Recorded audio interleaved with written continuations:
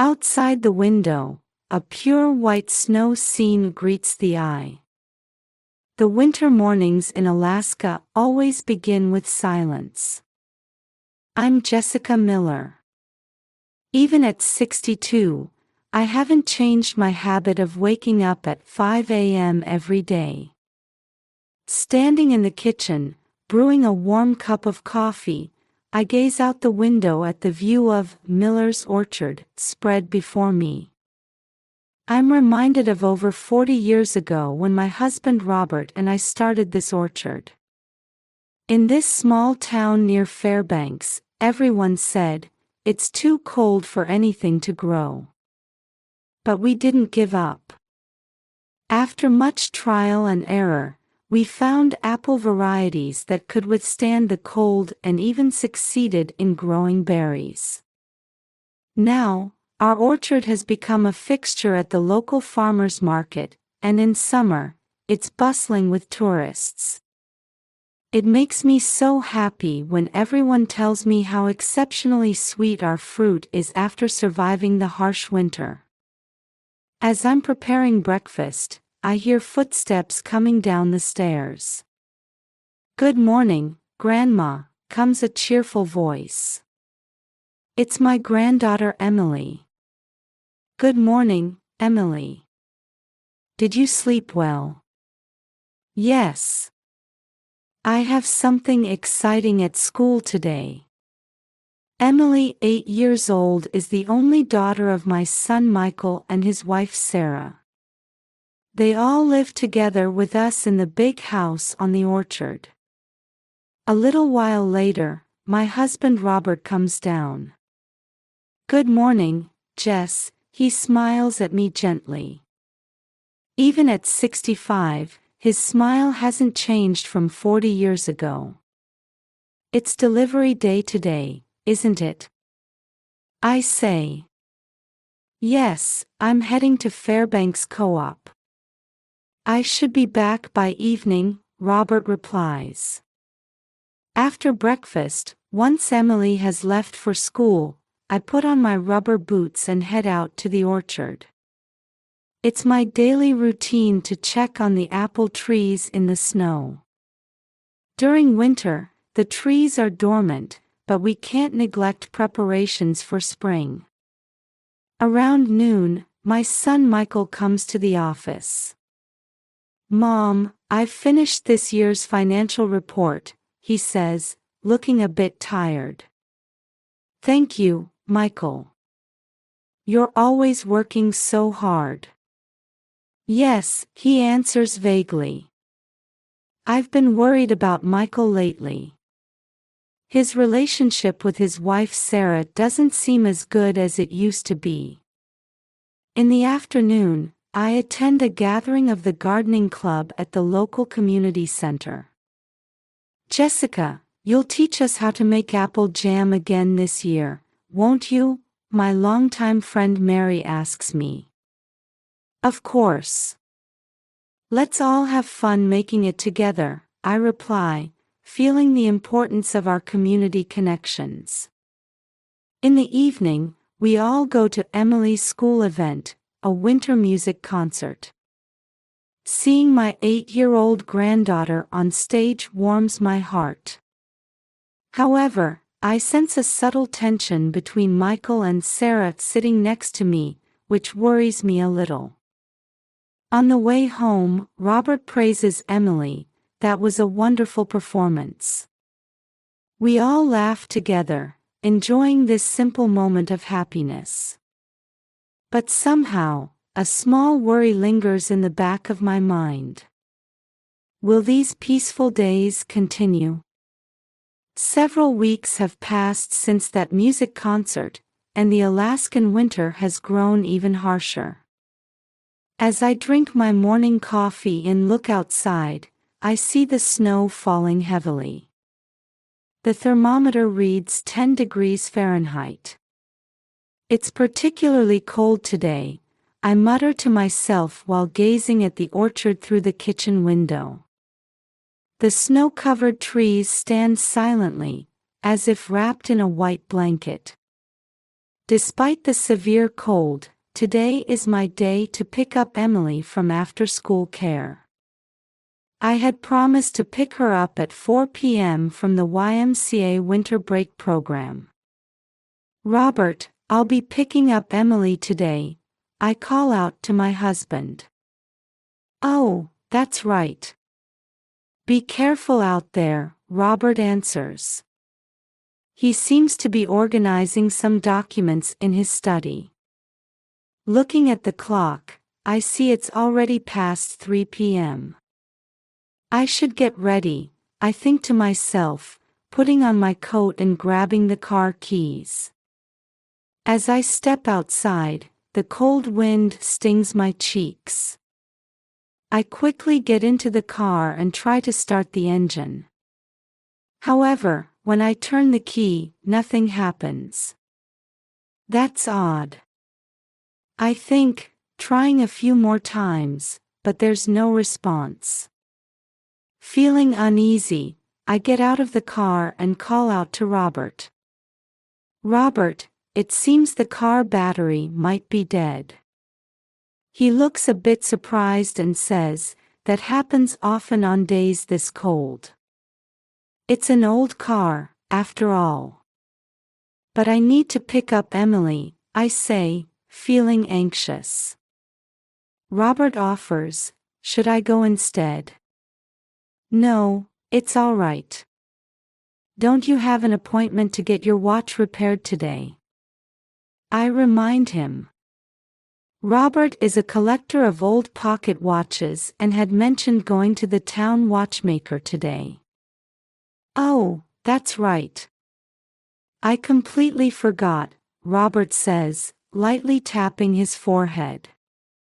"But if Jess's car isn't working, I'll borrow Michael's car," I suggest. "My son is working from home today." I go back inside and knock on Michael's door upstairs. "Michael, do you have a moment?" "What is it, Mom?" Michael pokes his head out. "The car battery is dead. Can I borrow your car to pick up Emily?" Michael seems to think for a moment. "Ah, I see. Sure, go ahead," he says, handing me his car keys. "Thank you. I'll be back soon," I say as I head down the stairs. When I return to the entrance, Robert is still there. "Everything okay?" he asks. "Yes, I'm going to use Michael's car," I answer. For a moment, I thought I saw Robert's expression cloud over. Was it my imagination? "I see. Be careful out there," Robert says. I get into Michael's car and start the engine. It starts up fine, and I feel relieved. I see Robert's figure in the rearview mirror as I drive off. The trip to the YMCA usually takes about 20 minutes. However, with the heavy snow and poor visibility today, I need to drive carefully. On the way, I feel like the car isn't handling as well as usual. Is it just my imagination? I wonder, but an uneasy feeling creeps into my chest. When I arrive at the YMCA, Emily is waving energetically from inside the building. I get her into the car, check her seatbelt, and we set off. "Grandma, guess what? I made a snowman today." Emily starts excitedly. "Oh, did you have fun?" I reply, but in my heart, an indescribable anxiety is growing.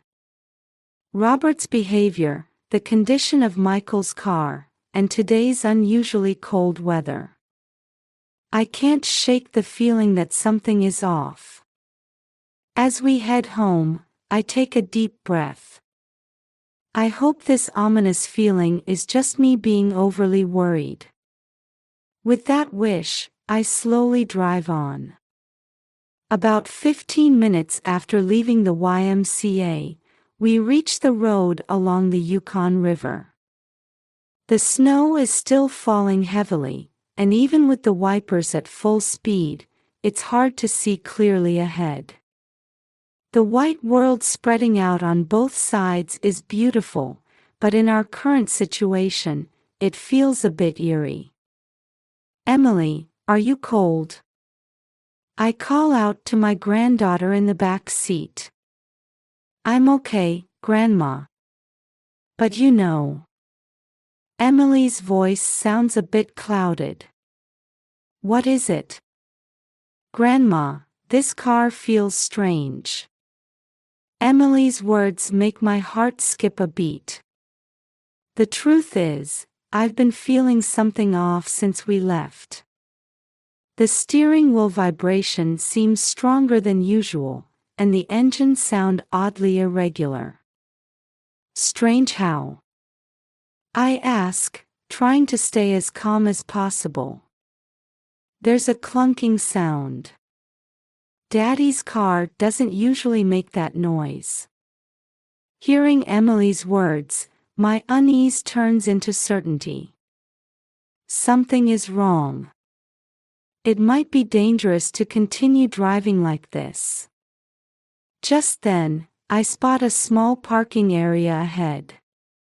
It's a viewpoint for the Yukon River. Usually, it would be crowded with tourists, but on a day with such bad weather, no one is there.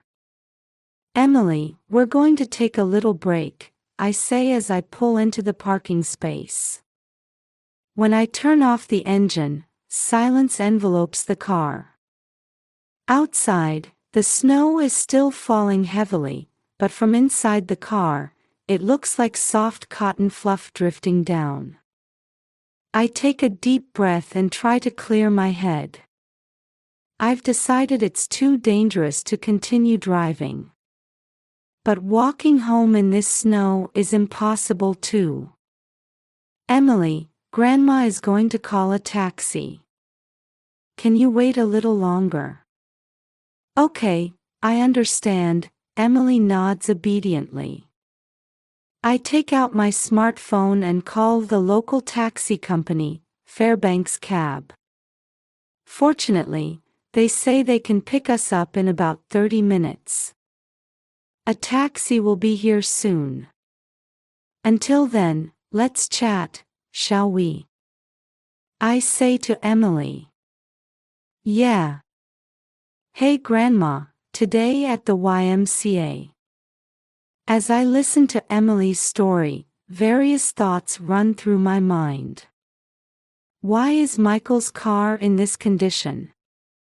Is it just a coincidence, or? 30 minutes later, I see the taxi's headlights. The driver gets out and checks the situation. "Ma'am, it's dangerous to keep going like this. You did the right thing by stopping and calling us." Hearing those words, I felt a chill run down my spine. If Emily hadn't noticed. As we get into the taxi, I look back at Michael's car. Tomorrow, I need to have it properly inspected. And I need to talk to my family. "Emily, you did well to notice." "Thank you," I gently pat my granddaughter's head. As the taxi starts moving, my heart is filled with deep anxiety and fear of the truth that awaits us. When the taxi stopped in front of our house, the day was already beginning to fade. The snow had finally let up, and the warm light leaking from the house windows reflected beautifully on the snow-covered ground. "Emily, we're here," I call out, and my granddaughter nods, rubbing her sleepy eyes. After paying the taxi driver and thanking him, we get out. Suddenly, the door flies open and Robert rushes out. "Jessica." "Emily." His voice is clearly agitated. Robert's expression changes from surprise to confusion, and for just a moment, disappointment. It seemed to flash across his face. "How are you safe?" a whisper escapes from Robert's lips. Those words sent a chill down my spine. Something is decidedly wrong. "Robert, what do you mean?" I ask, trying to maintain my composure. "Oh, no. I was just worried." With this terrible weather, he hurriedly tries to cover up, but his eyes remain fixed on us. "Emily, go inside." "You must be cold," I urge my granddaughter into the house. Once Emily is inside, I turn back to Robert. "About the car, we need to have it checked properly tomorrow. It started acting up on the way." "I see." Robert's reaction feels oddly detached. As we enter the house, Michael comes down the stairs. "Mom, Emily, you made it back safely." His voice seems to mix relief and anxiety. "Yes, but is your car all right? It started acting strange on the way." "Oh, that. I haven't had it checked recently," Michael answers, averting his eyes. "That night, I couldn't sleep." Robert's reaction, Michael's attitude, and the condition of the car. Everything felt unnatural, as if some big secret was being hidden. Past midnight, as I was heading to the kitchen feeling thirsty, I heard small voices leaking from the study. It failed. Why didn't those brakes work? It's Robert's voice. I don't know. I was sure I had disabled them. This time it's Michael's voice. The voice of my son. Next time, we need a more foolproof method. "But Dad, is this really okay?" "Mom and Emily." "Shut up. You have debts too, don't you?" The orchard's financial troubles are serious. If we can just get the insurance money, everything will work out. I held my breath. I couldn't believe my ears. But the conversation I heard was clear. My husband and son were trying to take my life and Emily's. My legs felt weak, and I leaned against the wall. My mind went blank. I can't believe it. I don't want to believe it. But this is reality. Quietly, I returned to my room and closed the door. Tears streamed down my cheeks. My husband of over 40 years, the son I gave birth to. These two were trying to take our lives. Why? The orchard's financial troubles. Debts. I can't even imagine how bad the situation must be. But even so, to try to kill family members. Emily's innocent 8-year-old sleeping face comes to mind. I must protect her. But how? Should I go to the police? But there's no evidence. Would I have to report my own family? As the morning sun begins to shine through the window, I finally make up my mind. First, gather evidence. And ensure Emily's safety. Love for my family and the sadness of betrayal. The fear of protecting myself and the determination to protect Emily. Conflicting emotions clash in my chest. I close my eyes and take a deep breath. The road ahead will be tough. But I must reveal the truth and do what's right. With the morning sun, I quietly get up from bed with a new resolve. From that night until the next morning, I stayed awake gathering evidence. A recording device hidden in Robert's pocket watch, the history on Michael's computer, and Sarah's unnatural behavior. Everything confirmed my worst fears. First thing in the morning, I headed to the local Fairbanks police station. As I entered the station, my hands were shaking with nervousness. "How can I help you?" the receptionist officer asked. "I think my family is trying to take my life. I have evidence." Hearing these words, the officer showed a surprised expression. Immediately, a detective who seemed to be a veteran was called, and I was guided to a separate room.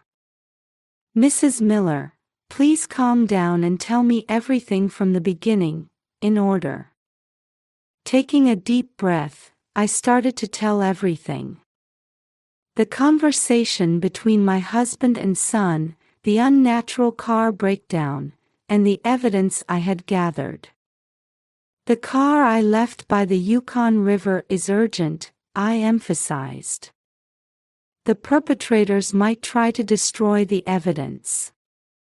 The detective understood the gravity of my words and immediately gave instructions to his subordinates. "Head to the scene right away and secure the car. Evidence preservation is the top priority."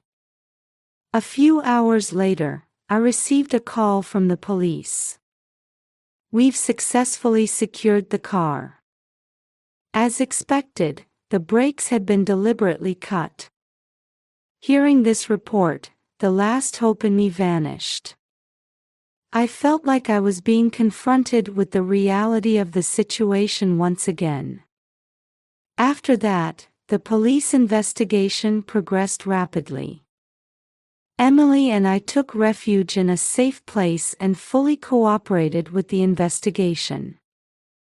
A few days later, the whole picture became clear. At the police station, I received a detailed report from the detective in charge. "Mrs. Miller, I'm going to share the results of our investigation." The detective's expression was stern, but also showed a hint of sympathy. "Yes." My voice was trembling. The brakes of the secured car were indeed deliberately cut. It seems to have been a meticulous plan to stage an accident on the snowy road. I held my breath at those words. "Furthermore, we found evidence of conspiracy between your husband, Mr. Robert, and your son, Mr. Michael. There were email exchanges between the two and suspicious movements in their bank accounts." The detective paused for a moment, gauging my reaction. I nodded for him to continue. "Regarding the motive, it seems the orchard's management was in a dire situation. Harvest yields had drastically decreased due to abnormal weather in recent years, leading to substantial debt. Moreover, Mr. Michael had separate debts as well. I had no idea about any of this," I said. "Yes. And it seems they had their eyes on your and your granddaughter's high-value life insurance policies. They probably thought all their problems would be solved if they could get the insurance money." I couldn't hold back my tears. I had worked so hard for my family. Why didn't they come to me for help? And the detective hesitates a bit before continuing. "We've discovered that Mr. Michael's wife, Mrs. Sarah, was also aware of this plan." "Sarah too." My heart was completely shattered. Mrs. Sarah wasn't directly involved, but she knew about the plan and didn't stop it. Rather, it seems she was in agreement with it. After hearing everything, I let out a deep sigh. What happens now? Mr. Robert and Mr. Michael will be arrested for attempted murder and attempted insurance fraud. Mrs. Sarah will likely be questioned on suspicion of conspiracy. Reality weighs heavily on me. The betrayal by my family, the orchard's crisis, and our future life. However, remembering Emily's smile, I renewed my determination. I vowed in my heart to overcome this ordeal and build a new life. Following the police investigation results, the prosecution swiftly moved to press charges. When the trial began, local media reported extensively, throwing our small town into turmoil. When I first faced Robert, Michael, and Sarah in court, my heart was filled with complex emotions. Those who were once my beloved family now sat in the defendant's box. The trial lasted for several weeks, and I took the witness stand. While speaking, I kept Emily's face in my mind, mustering all my courage. On the day of the final arguments, the prosecutor demanded severe sentences. The defense pleaded for leniency, but the evidence was clear. On the day of the verdict, the judge sentenced Robert to 15 years and Michael to 10 years in prison. Sarah received a 2-year suspended sentence. After the sentencing, Robert looked at me and said in a faint voice, "Jessica, I'm truly sorry. I was so caught up in the business." Michael also apologized tearfully, "Mom, the debts kept piling up, and I didn't know what to do." However, their words didn't reach my heart. As I was leaving the courthouse, Emily squeezed my hand and said, "Grandma, let's do our best together. Everyone loves your apple jam." Those words brought tears to my eyes that I couldn't hold back. When we returned home, I had to face the orchard's debts and management issues. As I was at a loss, our neighbor Martha introduced me to the Alaska Legal Services Corporation. "They'll surely help you. If you explain your situation, you should be able to get appropriate advice," Martha said. Encouraged by Martha's words, I contacted the Alaska Legal Services Corporation the next day. Speaking with a lawyer who listened attentively to my story, I felt a glimmer of hope. "Mrs. Miller, let's start by proceeding with the divorce and removing Michael from the orchard's management," the lawyer suggested. Hearing those words, I let out a deep breath. Divorcing my husband of over 40 years. Parting ways with my son. While my heart felt constricted, I knew I had to move forward, for Emily's sake and my own. "I understand. Please proceed," I answered. The following months were filled with legal procedures. However, unexpected support also came our way. The local community rallied to help rebuild the orchard.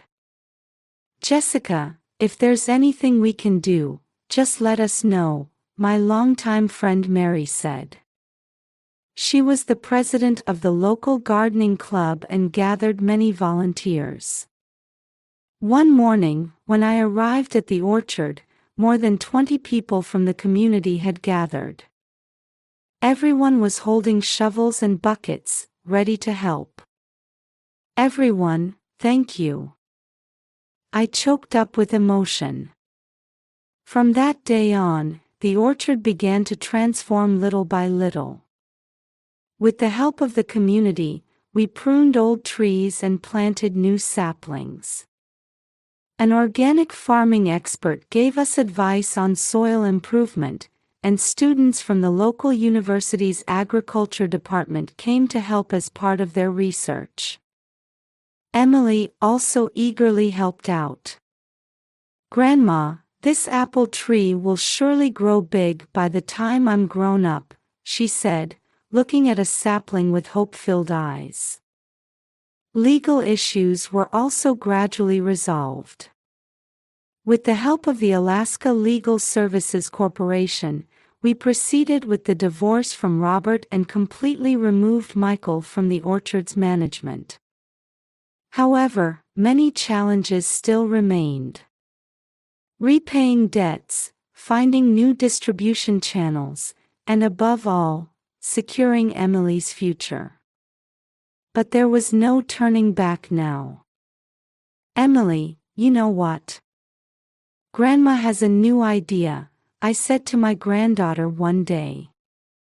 "I'm thinking of starting an agritourism business at our orchard. How about apple picking and jam making experiences?" Emily's eyes lit up. "Wow, that's amazing.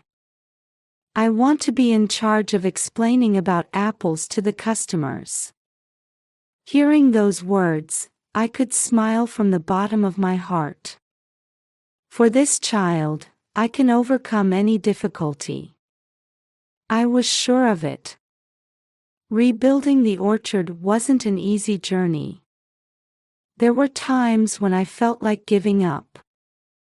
But Emily's smile and the support from the community became my emotional pillars. And slowly but surely, Miller's Orchard was reborn into a new form. 5 years have passed since then. Miller's Orchard has changed beyond recognition. Today, the Fairbanks Farmers Market is bustling as usual. "Jessica, the taste of this year's apple pie is exceptional," a regular customer calls out with a smile. Emily, now 13 years old, is enthusiastically explaining apple varieties to tourists. Her bright smile seems to heal the hearts of visitors. The other day, Michael, who was recently released on parole, visited the orchard. At first, I was hesitant, but after hearing his sincere apology and determination to rehabilitate, we've begun to walk the path of reconciliation little by little. I received a letter from Robert saying he's participating in gardening therapy in prison. He wrote that he wants to work in the orchard after his release. That decision is still difficult for me, but I don't intend to completely close the door. Life is full of unexpected turns. But surrounded by the people we love and this beautiful orchard, we are surely grasping happiness.